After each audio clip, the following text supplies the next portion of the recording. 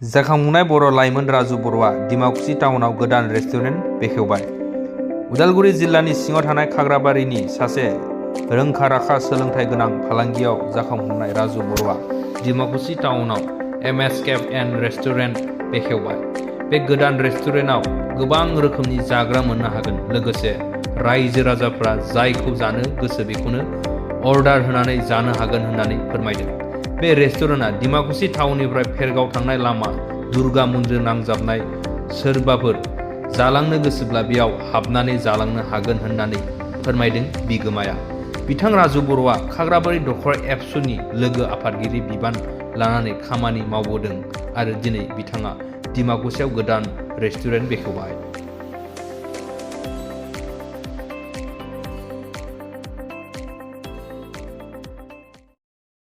गिबियावनो जोंहानि न'खर एबा एमएस केफे एन्ड रेस्टुरेन्टनि जानानै बयखौबो गाहाम हामलायनायखौ जासिबाय। दिनै जोंहा डिमाकुसि ओनसोलाव बे दुर्गा मन्दिरनि साखाथियाव मोनसे गोदानै फास्टफुड खुलिनाय दखान लानाय जादों एबा दिनै बेखेवनाय हाबाफारि लानाय जादों आरो बे हाबाफारिखौनो दिनै डिमाकुसि दखरा एबसुनि आफादगिरि मानगोनां लबराम बर' बिथाङा बेखेवनो हायो। गोजोननाय मोन्दों।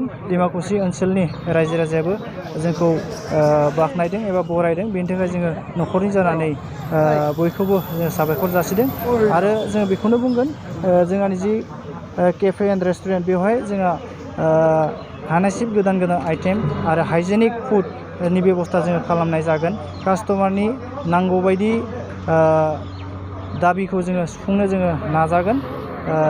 बयखौबो जोङो खनसे फैनानै जोंनि दखानाव फैनानै जोंनि जि केफे एन्ड रेस्टुरेन्टआव जोंनि जि आइटेमसफोरखौ टेस्ट खालामनो थाखाय जोङो खावलायनाय जादों। बेखिनिखौनो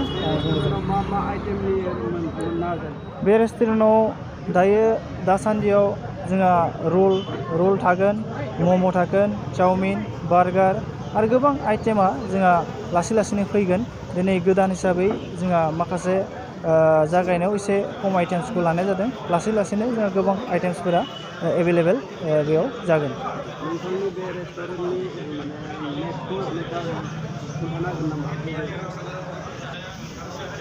जोंहानि बे रेस्टुरेन्टआ दङ डिमाकुसि टु भेरगाव रड बे लाइनावनो दङ। बयखौबो जोङो फैनानै बेयाव जोंहानि जि फास्टफुड आइटेम्स बेखौ टेस्ट खालामनो थाखाय जोङो न'खरनि जानानै जोङो खावलायनाय थाबाय। जोंहानि मबाइल नाम्बारखौ बेयाव जोंहा साइन बर्डआव होना दोनखानाय दङ। बेनो जाबाय जोंहा 8011239526। बेवहाय कल खालामनानै नोंथांमोना सिगांग्रो अर्डार होनानैबो फैनो हागोन जे आं थांबाय थादों अमुखौ होननानै नोंथाङा खावलायनो हागोन। गोजोननाय मोन्दों। दिनै आङो गावखौनो जोबोद खाफाल गोनां होननानैबो सानदों। फुंबिलिनि समाव बे मोनसे बिराद गोथार हाबाफारियाव आंखौ बेखेवगिरि हिसाबै लिंनायनि थाखाय आङो बिराद गोजोनदों आरो साबायखर जासिनो सानो। नैबे डिमाकुसि टाउनाव मोनसे गोदान जिथु एमएस केफे आरो रेस्टुरेन्ट मुंनि मोनसे रेस्टुरेन्ट खुलिदों। दा बिनि बिगोमानिसिम आङो साबायखर जासिहरो जेन' आंखौ बेखेवगिरि बहाय लिंनायनि थाखाय। आरोबाव गोजोननाय मोनबावदों जे दिनैनि नैबे बेखेवनायनि गेजेरजों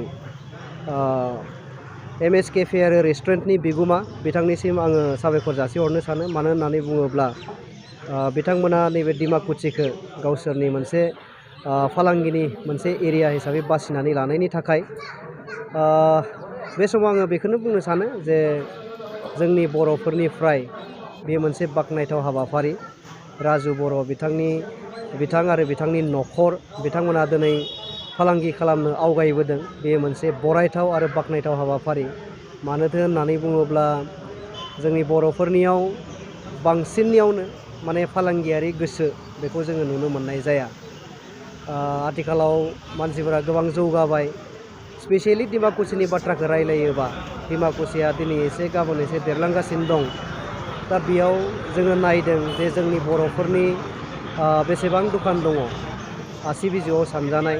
दा बेखायनो बर'फोराबो आं खावलायनो सानो बर'फोराबो बेफोरबायदि फालांगियाव आवगायबोनांगौ। साफ्रोमबो जुदि बेबायदि फालांगियारि गोसोखौ लानानै जुदि आवगायबोयोब्ला जोंनि थांना थानायनि न'खर सुंथानायनि आरो गाव गसंथानायनि राहाया गोरलैनो फैनो हायो।